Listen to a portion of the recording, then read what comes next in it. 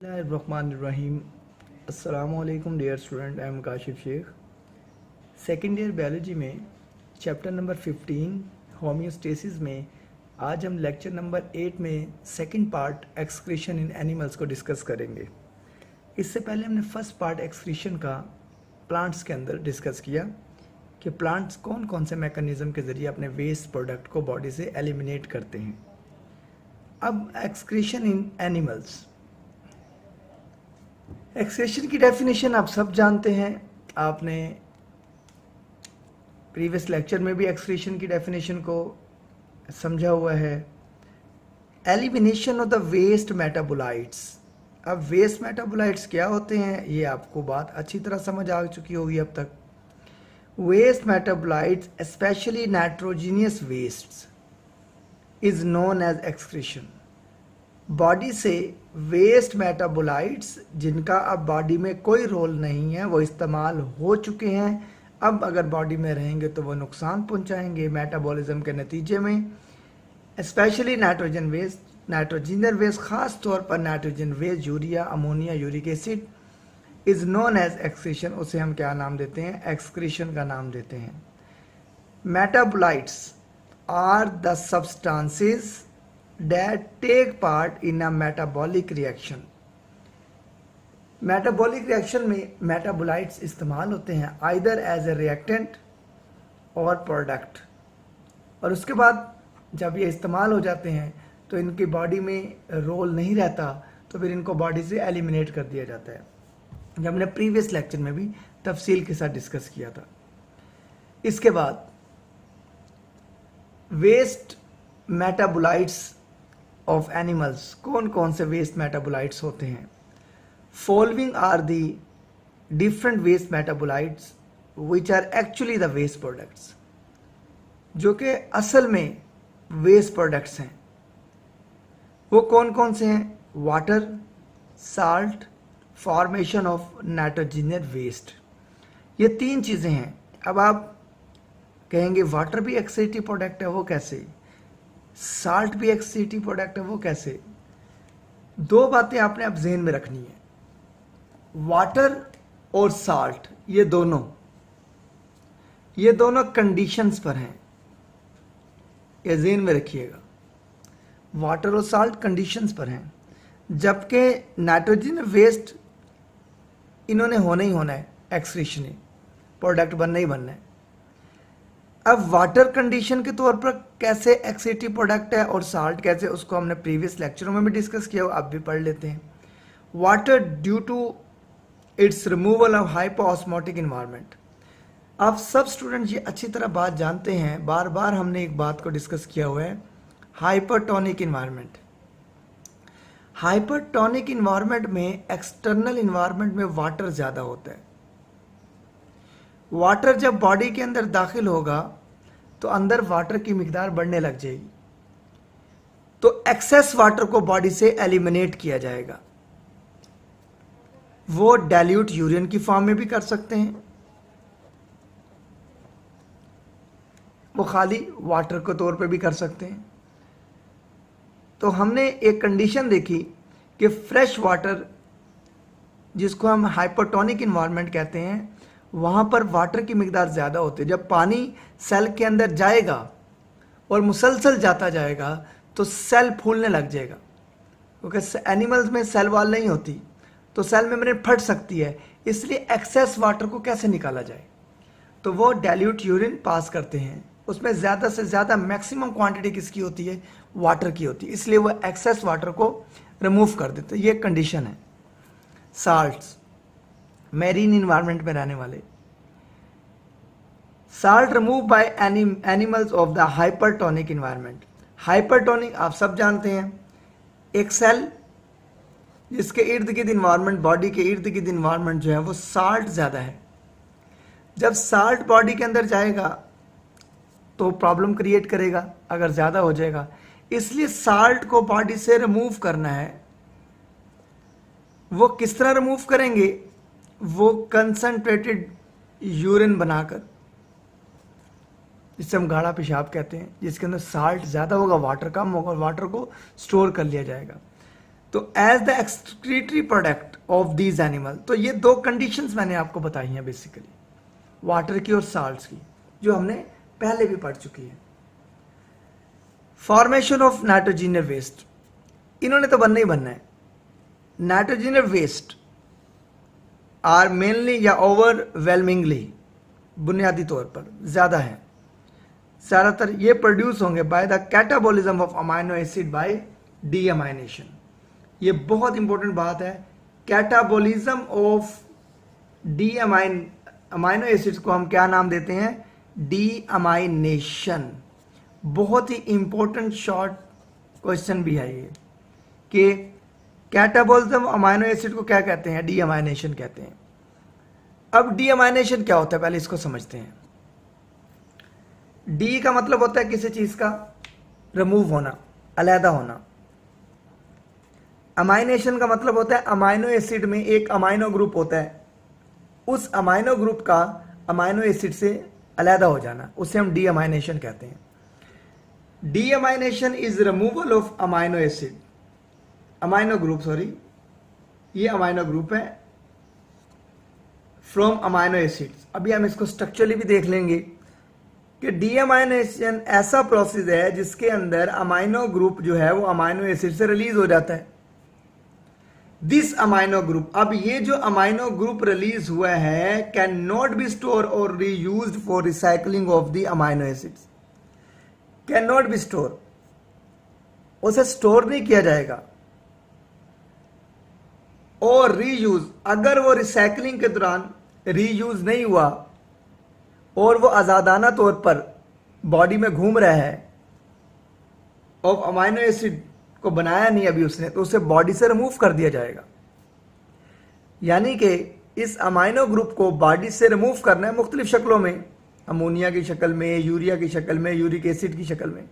तो इधर यही बात बताई जा रही है, amino group can not be store और reused for recycling of the amino acid, कि ये जो अमाइनो ग्रुप है इसको स्टोर नहीं किया जाएगा, और अगर ये आज़ादाना तौर पर घूम रहा है और अमाइनो एसिड को इसने नहीं बनाया तो इसको बॉडी से रिमूव करना पड़ेगा, वरना ये नुकसान पहुंचा सकता है। This amino group is dissolve in water, कैसे, क्योंकि ये अमाइनो ग्रुप वाटर में हल हो जाएगा। It is excreted in the form of ammonia to avoid toxic rise in the plasma, plasma blood को कहते हैं। इस अमाइनो एसिड को जो कि मौजूद है बॉडी के अंदर आज़ादाना तौर पर, और अमाइनो एसिड भी नहीं बना रहा, तो उस अमाइनो ग्रुप को हमने निकालना है, क्योंकि ये पानी में रिलीज एब्जॉर्ब हो जाएगा, हल हो जाएगा। तो it is excreted in the form ammonia, उसको हमने निकालना है अमोनिया की फॉर्म में, टू अवॉइड टॉक्सिक राइज, ताकि जहरीलापन अमाइनो ग्रुप की वजह से बढ़ ना जाए इन द प्लाज्मा, ब्लड के अंदर। तो ये थोड़ी सी इंफॉर्मेशन है डीअमाइनेशन के बारे में, ये सारा हम बताएंगे, बहुत इंपॉर्टेंट ये शॉर्ट क्वेश्चन है। और अब स्ट्रक्चरली देख लेते हैं। और transfer to another molecule for removal और रीयूज, या इसको ट्रांसफर कर दिया जाता है अमाइनो ग्रुप को अदर मॉलिक्यूल्स में फ्रॉम रिमूवल और रीयूज, या तो उसको बॉडी से रिमूवल कर दिया जाता है या उसको दोबारा रीयूज कर लिया जाता है। दो कंडीशंस यहां हैं, यानी कि हमने ये देखा कि transfer to the other amino group को, जैसे हमने लास्ट इंफॉर्मेशन ये ली है कि ये जो अमाइनो ग्रुप है ये store can not be store reuse for recycling of the amino acid, या तो वह ज़्यादाना तौर पर बॉडी में मौजूद है, अमाइनो एसिड नहीं बना रहा और इसको स्टोर नहीं करना। अब दूसरी कंडीशन यहां पर ये है, और transfer into other molecules for removal और यूज, या तो हम इसको ट्रांसफर कर दें अदर मॉलिक्यूल्स के अंदर, जैसे अमोनिया में, यूरिया में, यूरिक एसिड में, वगैरह वगैरह, और इसको रिमूव करवा दें बॉडी से, अदर मॉलिक्यूल्स में कन्वर्ट कर दें, जैसे ammonia, urea, uric acid, remove या रीयूज, या दोबारा इसको रीयूज कर लिया जाए अगर कंडीशन है तो, अमाइनो ग्रुप को दोबारा अमाइनो एसिड में कन्वर्ट कर दिया जाए। जैसे ये आपके सामने थोड़ी सी बात है, अगर आप करना चाहें तो ठीक है, ये समझाने वाली है। ये आपके पास एक अमाइनो एसिड दिखाई दे रहा है जो फर्स्ट ईयर में भी आपने पढ़ा है, कार्बन, अल्फा कार्बन, जिसके साथ एक अमाइनो ग्रुप लगा हुआ, एक कार्बोक्सिल ग्रुप, एक जनरल ग्रुप और एक H ग्रुप। अब ऑक्सीजन की मौजूदगी में ये डीअमाइनेशन का प्रोसेस हो रहा है। डीअमाइनेशन अमाइनो ग्रुप के रिमूवल को कहते हैं। यहां से अमाइनो ग्रुप और हाइड्रोजन जो है ये रिमूव हो जाएगा। आपके सामने है ये अमोनिया बना जब अमाइनो ग्रुप रिलीज हुआ। यहां से ये जो आपको सर्कल में दिखाई दे रहा है ये अमाइनो ग्रुप रिलीज हो गया, यहां से हाइड्रोजन रिलीज हो गया, तो ऑक्सीजन जो है वो कार्बन के साथ डबल बॉन्ड बना लिया और इस तरह क्या है ये अमोनिया जो है वो बॉडी से रिलीज हो गया। यानी कि जो डीअमाइनेशन हुई थी इस अमाइनो ग्रुप को बॉडी में आजादाना तौर पर नहीं रखा बल्कि इसको फौरन बॉडी से निकाल दिया गया। किस शक्ल में निकाला गया? अमोनिया की शक्ल में निकाला गया। इसे हम डीअमाइनेशन कहते हैं। ये बहुत इंपॉर्टेंट शॉर्ट क्वेश्चन है, इसको आपने जरूर करना है। इसके बाद अब नेक्स्ट हमारा टॉपिक है removal of the nitrogen. Nitrogen को कैसे रिमूवल करना है बॉडी से? नंबर 1 पॉइंट है मोस्टली एक्सेस नाइट्रोजन। ज्यादातर जो बहुत बड़ी तादाद में नाइट्रोजन होता है उसे एक्सक्रीटेड किया जाता है by animals as a ammonia, urea और यूरिक एसिड। और ये बात ज़हन में रहे, अमोनिया, यूरिया, यूरिक एसिड ये वाटर की अवेलेबिलिटी पे डिपेंड करते हैं। अवेलेबिलिटी, जहां पर वाटर ज्यादा होगा उसके लिहाज से या वाटर कम होगा उसके लिहाज से ये वेस्ट रिलीज किए जाएंगे, जिसको हम आने वाले टॉपिक में अभी पढ़ेंगे भी सही। Excess nitrogen, lower quantities of nitrogen, कम मिकदार में नाइट्रोजन जो है are excreted in the form of other compound. अब नाइट्रोजन वेस्ट को लोअर क्वांटिटी में निकाल दिया जाएगा, किस फॉर्म में?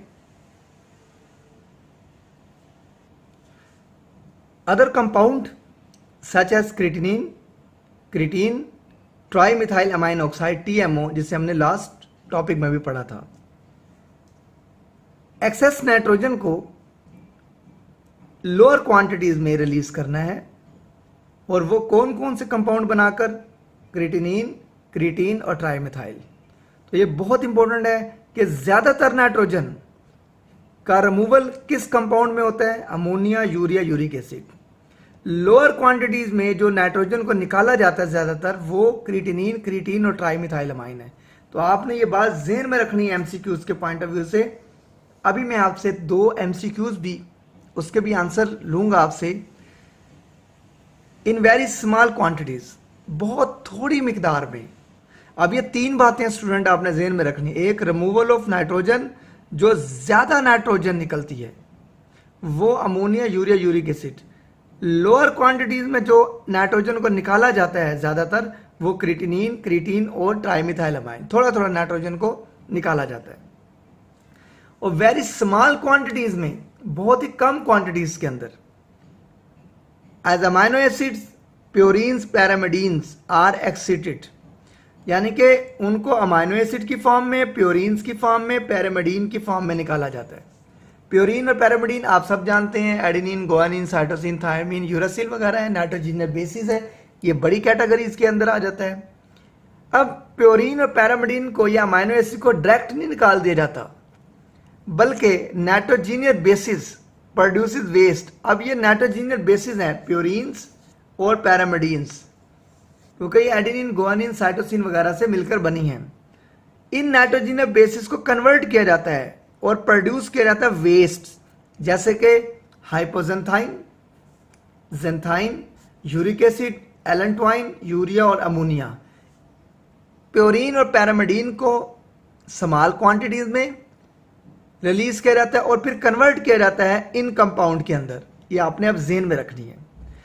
अगर ये चीजें जो हमने डिस्कस की हैं सारी, अगर ये बॉडी से रिमूव नहीं होती तो इनका लेवल हाई होता जाएगा। Effect of elevated level of nitrogen waste, असर क्या होगा? ये जो लेवल नाइट्रोजन वेस्ट का बढ़ रहा है बॉडी में, असर ये होगा कि elevated level of these waste can cause convulsion, झटके लगने लग जाएंगे जिस्म को, जिसे हम कह रहे हैं दौरे पड़ना। कोमा में चल जाएगा, यादाश्त चल जाएगी, एंड इवेंचुअली डेथ, और आखिरकार डेथ हो जाएगी। तो ये इसलिए प्रोसेस बनाया गया है एक्सक्रीशन, ताकि इन नाइट्रोजन वेस्ट को किसी ना किसी फॉर्म में बॉडी से बाहर रिमूव किया जाए, तो जिसको हमने अभी डिस्कस किया है। अब एक डायग्राम आपकी बुक में है जिसके अंदर ये स्ट्रक्चर दिया गया सारा। प्रोटीन अमाइनो एसिड से मिलकर बने होते हैं और अमाइनो एसिड के डीअमाइनेशन होते हैं, जिसमें से अमाइनो ग्रुप निकलता है, जो हमने अभी डिस्कस भी किया। न्यूक्लिक एसिड नाइट्रोजनस बेस से मिलकर बने होते हैं। न्यूक्लियर डीएनए और आरएनए को कहते हैं, आप सब जानते हैं स्टूडेंट्स। डीएनए और आरएनए आपको पता है नाइट्रोजन बेस, जिसे एडेनिन, गुआनिन, साइटोसिन वगैरह कहते हैं, वगैरह वगैरह एटसेट्रा। अब नाइट्रोजन बेसिस जो है, अभी मैंने आपको बताया कि ये इनको ऐसे नहीं निकाला जाता बल्कि कन्वर्ट किया जाता है। अमाइनो ग्रुप को आगे शक्लें दी गई हैं अकॉर्डिंगली इन्वायरमेंट। अब अमाइनो ग्रुप को most aquatic animals including many fishes वो अमोनिया की फॉर्म में निकालते हैं। अब यहां पर हाइपोटोनिक इन्वायरमेंट है, ध्यान में रखिएगा, हमने अभी पढ़ा भी है। ये ज्यादा से ज्यादा अमोनिया को बाहर निकालते हैं, क्योंकि अमोनिया को निकालने के लिए पानी की जरूरत ज्यादा है, पानी की क्वांटिटी ज्यादा चाहिए। तो इसलिए ये फिशेस एक्सेस वाटर, क्योंकि हाइपोटोनिक कंडीशन है, पानी अंदर आ रहा है, पानी को निकाले कैसे, तो ये अमोनिया को बनाते हैं ताकि अमोनिया भी निकल जाए और ज्यादा पानी जो बॉडी में आ रहा है वो भी निकल जाए। मैमल्स, मोस्ट एम्फीबियंस जैसे फ्रॉग वगैरह होते हैं, टोड, फ्रॉग, शार्क, सम बोनी फिशेस, ये यूरिया रिलीज करती हैं। ये अमाइनो ग्रुप को यूरिया में कन्वर्ट करते हैं, जो हमने ऑस्मोरेगुलेशन इन मैरीन इन्वायरमेंट में ही पढ़ा था ये। अब आप कहेंगे यूरिया कैसे रिलीज करते हैं शार्क वगैरह, तो ये तो मैरीन इन्वायरमेंट में रहते हैं, तो इन्होंने सिस्टम बनाया था, याद करें जो हमने प्रीवियस लेक्चर में पढ़ा, यूरिया बनाया था और फिर टीएमओ बनाया था इन्होंने। अमाइनो ग्रुप को birds, insect, many reptiles, land snail ये यूरिक एसिड की फॉर्म में रिलीज करते हैं। और वेरी इंपॉर्टेंट शॉर्ट क्वेश्चन है, ड्रॉ करें यूरिक एसिड का स्ट्रक्चर। ये आपने स्ट्रक्चर को ड्रॉ करके देना है, अक्सर पेपर में पूछा जाता है ये स्ट्रक्चर। तो अब ये बात आपके सामने है कि किस तरह आपने इसको एमसीक्यूज के तौर पर समझना है। अब मैं आपसे दो एमसीक्यूज पूछता हूं। ये दो मैंने एमसीक्यूज आपके लिए डिजाइन किए ताकि आपको थोड़ी सी बात समझ आ जाए। Which one of the following is not produced after catabolism of the purine and the pyrimidine? आपसे पूछा जा रहा है कि इनमें से कौन सा ऐसा नाइट्रोजन वेस्ट प्रोडक्ट है जो catabolism break down of the purine और पैरामिडीन के नतीजे में नहीं बनता। अब नॉट प्रोड्यूस कैटाबोलिज्म, अब एलेंटोइन भी बनता है, यूरिया भी बनता है, क्रिएटिनिन ये लोअर क्वांटिटीज में बनता है, इसलिए हाइपोजेंथाइन भी प्योरीन की और पैरामिडीन कैटाबोलिज्म से बनता है। तो हमारे पास आंसर क्या होगा, क्रिएटिन। कैसे, मैं आपको अभी बता देता हूं, दिखा देता हूं। यह आपके सामने है, प्योरीन और पैरामिडीन के नतीजे में hypoxanthine, xanthine, uric acid, allantoin, urea, ammonia बनता है। इसमें कहीं भी क्रिएटिन नहीं है। क्रिएटिन आपके सामने ऊपर है, एक्सेस नाइट्रोजन को निकाला जाता है लोअर क्वांटिटीज में, तो वो क्रिएटिनिन है, क्रिएटिन और ट्राइमिथाइलमाइन है, ठीक। और अगर आपसे पूछा जाए लोअर क्वांटिटीज में इनमें से कौन सी चीज नहीं होती, अगर यहां पे ऑप्शन में दे दूं एलेंटोइन, ए इसको कह दूं, बी इसको कह दूं, सी इसको कह दूं, डी इसको कह दूं, तब आप इसी पे टिक करेंगे, क्योंकि ये प्योरीन और पैरामिडीन की कैटाबोलिज्म से होता है। इसी तरह दूसरा शॉर्ट क्वेश्चन देख लेते हैं, एमसीक्यू देख लेते हैं। In which animal uric acid is not as an excretory product. अब ये जानवरों के नाम दिए गए हैं और पूछा जा रहा है कि इन जानवरों में कौन सा ऐसा जानवर है जो यूरिक एसिड रिलीज नहीं करता। रेप्टाइल्स, फ्रॉग जो एम्फीबियंस होते हैं, इंसेक्ट्स और लैंड स्नेल। अब आप ज़हन में रखें ये बात, इस टॉपिक को देख लें आप। पूछा यह गया है कि इनमें से कौन सा जानवर यूरिक एसिड रिलीज नहीं करता। Birds, insect, many reptile, land snail तो यूरिक एसिड करते हैं। यूरिया रिलीज करते हैं mammal, most amphibian, shark and सब बोनीफिश। अब आपने ऑप्शन खुद ही देख ली हैं, आपको आंसर खुद ही मिल गया होगा। अब आपने इसका आंसर देखना है, इसका आंसर क्या होगा? रेप्टाइल होगा, फ्रॉग होगा, इंसेक्ट होगा या लैंड स्नेल होगा? तो इसका आंसर जो होगा वो फ्रॉग होगा। क्यों फ्रॉग होगा? क्योंकि फ्रॉग जो है एम्फीबियंस में आता है और एम्फीबियन क्या रिलीज कर रहे हैं? वो यूरिया रिलीज कर रहे हैं। तो बाकी तमाम इंसेक्ट, रेप्टाइल, लैंड स्नेल वो क्या कर रहे हैं? यूरिक एसिड कर। इस तरह के शॉर्ट क्वेश्चन स्टूडेंट्स पेपर में पूछे जाएंगे, तो आपने अच्छे तरीके से इसको तैयार करना है। अब हमारा नेक्स्ट क्वेश्चन स्टार्ट होता है, बहुत ही इंपॉर्टेंट है, लॉन्ग क्वेश्चन के लिहाज से, शॉर्ट क्वेश्चन के लिहाज से और एमसीक्यूज के पॉइंट ऑफ व्यू से बहुत ही अहम सवाल है और इंतहाई आसान है और बोर्ड में भी अक्सर आ रहा है। सवाल की स्टेटमेंट है, nature of the excretory product in relation to habitat. Excretory product की फितरत क्या है? कौन सा एक्सक्रीटरी प्रोडक्ट होगा इन रिलेशन टू हैबिटेट? जो माहौल होगा, माहौल के मुताबिक कौन सा जानवर कौन सा एक्सक्रीटरी प्रोडक्ट रिलीज करेगा? अब सब जानवर एक इन्वायरमेंट में तो नहीं रहते, डिफरेंट इन्वायरमेंट में रहते हैं और डिफरेंट इन्वायरमेंट में वाटर की अवेलेबिलिटी डिफरेंट होती है। दरिया में पानी ज्यादा है, खुश्क भी पानी नहीं है। तो अब दरिया के करीब कुछ इलाके होते हैं नमी वाले होते हैं, जहाँ पे नमी होती है, और कुछ दूर वाले इलाके होते हैं जहाँ पानी होता ही नहीं है, जिसे हम एक्यूट शॉर्टेज ऑफ वाटर कहते हैं, पानी की शदीद कमी होती है। वहाँ पे कौन सा जानवर क्या रिलीज करेगा वो भी हम डिस्कस करेंगे। अब हैबिटेट कहते हैं रिहाइश को। हैबिटेट के लिहाज से कौन सा जानवर अपने एक्सक्रीटरी प्रोडक्ट को रिलीज करेगा? 3 मेजर एक्सक्रीटरी प्रोडक्ट को हम डिस्कस करेंगे। The relationship is present between types of the excretory product and the nature of the environment describe लो। अब यहां 2 बातें बताई गई हैं। रिलेशनशिप, ताल्लुक किसके दरमियान? Type of excretory product and the nature of the environment. 2 बातें कि जो इन्वायरमेंट की फितरत होगी, जानवर वही एक्सक्रीटरी प्रोडक्ट रिलीज करेगा और इसका डिपेंड करता है किसके ऊपर? वाटर के ऊपर। ये आपने ज़हन में रखनी है बात, वाटर के ऊपर डिपेंड करेगा। तो 3 कौन कौन से मेजर है आप सब जानते हैं। एक अमोनिया है जो कि बहुत टॉक्सिक है, दूसरा यूरिया है और तीसरा यूरिक एसिड है। ये 3 मेजर हैं। इसके बाद अब सबसे पहले हम पढ़ते हैं अमोनिया को। अमोनिया आप सब जानते हैं इंतहाई टॉक्सिक मटेरियल है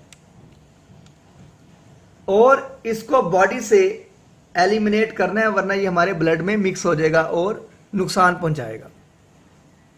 उसके बाद अमोनिया इज वेरी टॉक्सिक, बहुत ही जहरीला है, एंड डिजोल्व क्विकली और तेजी के साथ हल हो जाता है इन द बॉडी। यानी कि 2 बातें आपको समझ आई कि अमोनिया टॉक्सिक है सबसे ज्यादा। इन तीनों में सबसे ज्यादा टॉक्सिक कौन सा है? अमोनिया है। अमोनिया सबसे ज्यादा टॉक्सिक है इन तीनों में से। Ammonia is very toxic and dissolve quickly और सबसे ज्यादा जिस्म में हल हो जाता है तेजी के साथ इन तीनों में से। Thus it must be kept in the low concentration, इसलिए इसे रखना होगा लो कंसंट्रेशन, कम मिकदार में, इन द बॉडी, जिस्म में, वरना ये जिस्म के तमाम फंक्शन को डिस्ट्रॉय कर देगा, तबाह कर देगा। To maintain its low concentration, अब इसकी कम मिकदार को कैसे मेंटेन करना है बॉडी के अंदर? Below the body require large volume of water. Ammonia को बॉडी में से निकालने के लिए बहुत बड़ी मिकदार पानी की चाहिए और वह तभी मुमकिन हो सकता है जब इन्वायरमेंट कौन सा होगा? फ्रेश वाटर होगा। क्योंकि और तो कोई इन्वायरमेंट नहीं है, खुश्की पे पानी होता नहीं, हवा में भी पानी नहीं होता। कुछ परिंदे हवा में रहते हैं, ज्यादातर हवा में पानी इतना नहीं होता। खुश्की पर रहते हैं, खुश्की पे भी इतना पानी नहीं होता। सहरा में रहते हैं, वहां भी इतना पानी नहीं होता। पानी ज्यादा मिकदार में आपको फ्रेश वाटर में मिलेगा, जहां पर एक्सटर्नल इन्वायरमेंट हाइपरटोनिक है, जहां पर वाटर की कंसंट्रेशन ज्यादा है। वाटर बॉडी के अंदर इंटर होता रहेगा होता रहेगा होता रहेगा, अमोनिया को निकाल देंगे। ये कैसे निकालेंगे? This is possible in an hypertonic environment. अभी मैंने आपको समझा दी ये बात। ये सिर्फ मुमकिन हो सकेगा हाइपरटोनिक इन्वायरमेंट में, यानी कि फ्रेश वाटर में जहां पे पानी ज्यादा होता है। About 500 ml approximately half litre of water, 500 ml water चाहिए for its 1 gram of nitrogen removal. 1 gram nitrogen को अमोनिया की फॉर्म में निकालने के लिए हमें 500 ml पानी चाहिए, और ये तभी मुमकिन होगा जब वो माहौल फ्रेश वाटर वाला होगा, क्योंकि फ्रेश वाटर में हाइपरटोनिक है, हाइपरटोनिक में वाटर इंटर हो रहा है, तो वाटर इंटर होता जाएगा, एक्सेस वाटर को अमोनिया के साथ रिलीज कर दिया जाएगा बॉडी से। इस तरह दोनों मसले हल कर लिए बॉडी ने। एक तो उन्होंने एक्सेस वाटर को भी बॉडी से एलिमिनेट कर दिया, और दूसरा उन्होंने अमोनिया को भी बॉडी से रिलीज कर दिया। यानी कि फ्रेश वाटर हाइपरटोनिक एनवायरनमेंट ने ये अडॉप्टेशंस की हैं। 500 ml वाटर, ये आपने एमसीक्यूज के लिहाज से जेन में रखना है। अमोनिया को चाहिए 1 ग्राम नाइट्रोजन, क्योंकि अमोनिया में नाइट्रोजन होता है, तो 1 ग्राम नाइट्रोजन को अमोनिया की फॉर्म में निकालने के लिए। Thus ammonia kept as the excretory product of animal inhabiting hypertonic या fresh water environment। चुनाचे अमोनिया को रखा जाता है वेस्ट प्रोडक्ट के तौर पर वो जानवरों, उन जानवरों में जो रहते हैं, जिनका घर है हाइपरटोनिक एनवायरनमेंट फ्रेश वाटर में, जैसे मोस्टली मछलियां। एग्जाम्पल देख लेते हैं। Aquatic animals including many fishes, ज्यादातर फिशेज जो दरियाओं झीलों में रहती हैं वो ये काम करते हैं। दूसरा मेजर जो है वो यूरिया है। यूरिया लेस टॉक्सिक है, आपने जेन में रखिएगा एक बात, अमोनिया ज्यादा टॉक्सिक है। In restricted supply of water, महदूद मिकदार में जो पानी होता है, supply ammonia can not be kept as excretory product. अब ऊपर अगर देखा जाए तो हाइपरटोनिक इन्वायरमेंट है, यहां पे तो अमोनिया रिलीज कर सकते हैं, लेकिन जब पानी है ही नहीं, महदूद है, तो तब तो हम अमोनिया को एज एक्सीटी प्रोडक्ट नहीं कर सकते। देयरफॉर इसलिए ammonia is to be change into less toxic form. इसी वजह से अमोनिया को चेंज कर दिया जाता है इनटू लेस टॉक्सिक, एक कम जहरीली शक्ल में, जिसे यूरिया कहते हैं। यूरिया कम टॉक्सिक है, वाटर कम चाहता है, अमोनिया ज्यादा टॉक्सिक है, ज्यादा वाटर चाहता है। तो अब यूरिया तो उसी माहौल में रिलीज किया जाता है जहां पर पानी वैसे ही कम है, और अमोनिया उस माहौल में किया जाता है जहां पानी ज्यादा है। Urea require only 50 ml water for its 1 gram of nitrogen removal. 1 gram nitrogen को यूरिया की फॉर्म में निकालने के लिए हमें 50 ml पानी चाहिए। अगर ऊपर देखें तो 1 ग्राम नाइट्रोजन को अमोनिया की फॉर्म में निकालने के लिए 500 ml पानी चाहिए। तो ये तो बहुत एडवांटेज हो गया कि एक तो इस माहौल में पानी भी नहीं है, और उन्होंने एक ऐसी एडॉप्टेशन कर ली है कि उन्होंने वाटर को कम से कम बॉडी से निकाला, क्योंकि उन्होंने यूरिया को एक्सीटी प्रोडक्ट बना लिया। Ammonia is converted into urea, urea cycle. बहुत इंपॉर्टेंट शॉर्ट क्वेश्चन, अभी हम इसको देखते भी हैं।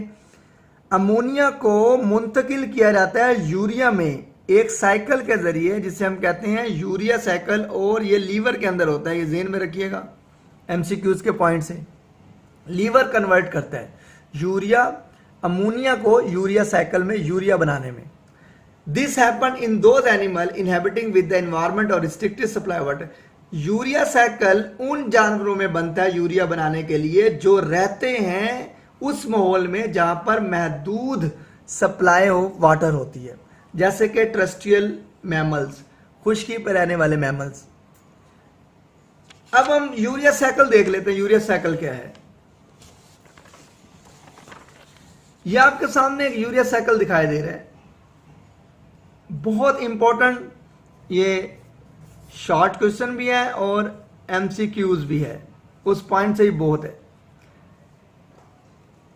सबसे पहले ये अमाइनो एसिड्स हैं जिसका नाम है ऑर्नाथीन।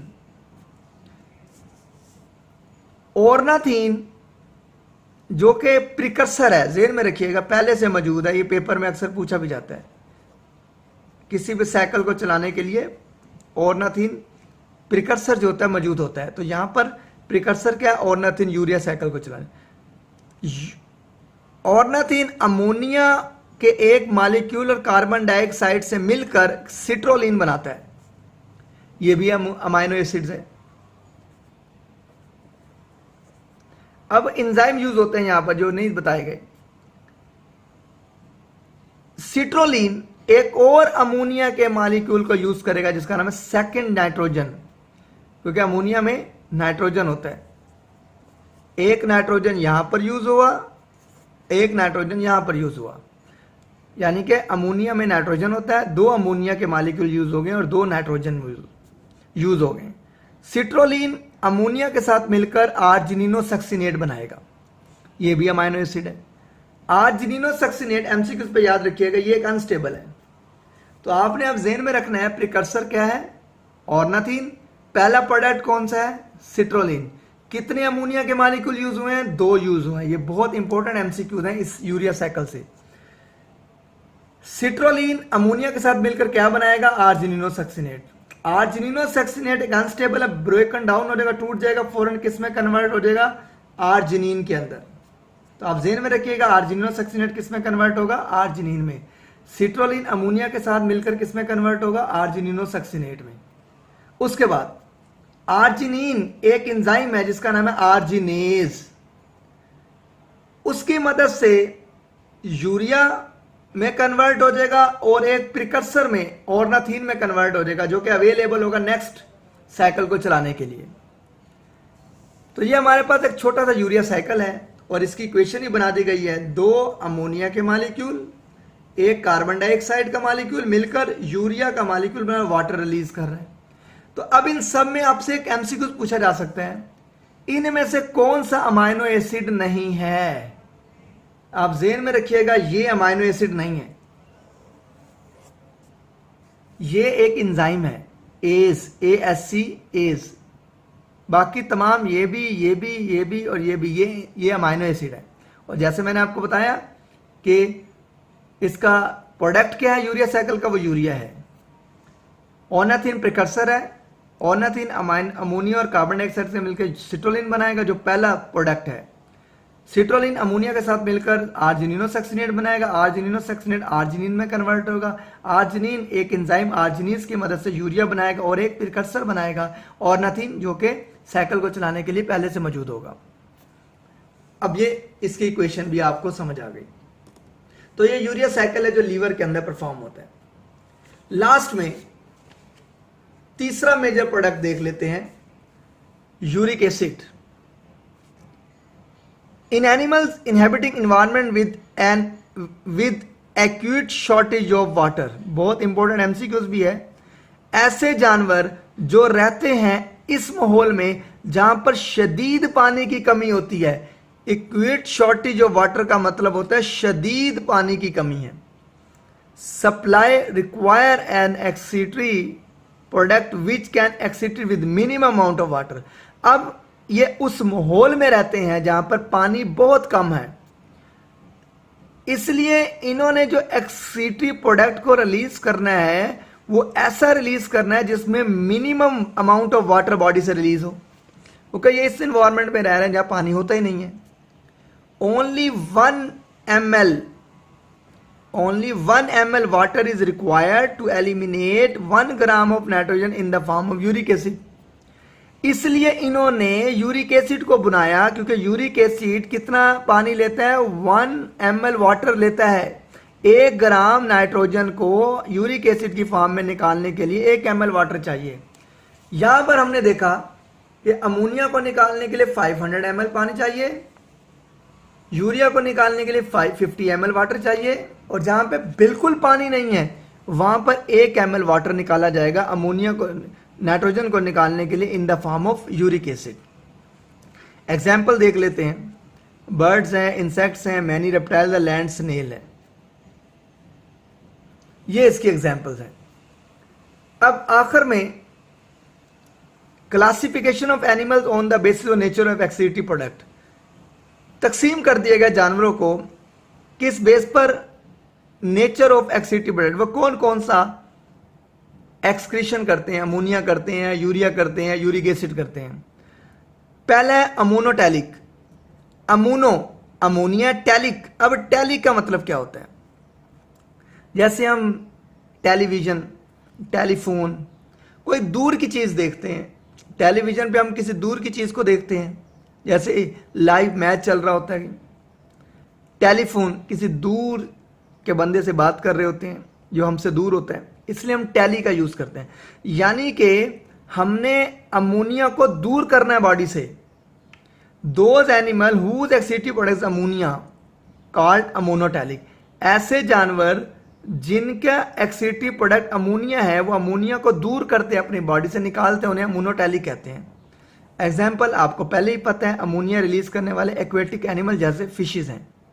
Ureotelic, those animal whose excretory product is urea, ऐसे एनिमल्स जो यूरिया को दूर करते हैं अपनी बॉडी से, यूरिया को निकालते हैं, उन्हें यूरियोटैलिक कहते हैं। ह्यूमन उसकी एग्जाम्पल है, फ्रॉग भी उसकी एग्जाम्पल है, शार्क भी उसकी एग्जाम्पल है, बोनी फिशेस भी उसकी एग्जाम्पल है। अभी हमने पढ़ा भी है। Uricotelic, those animal whose excretory product is uric acid called uricotelic.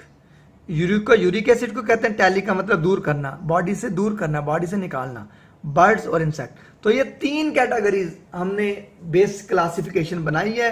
किस बेस पर? नेचर ऑफ द एक्सिटी प्रोडक्ट पे। अमोनोटैलिक अमोनिया रिलीज करेंगे, यूरियोटैलिक यूरिया रिलीज करेंगे, यूरिकोटैलिक यूरिक एसिड को रिलीज करेंगे।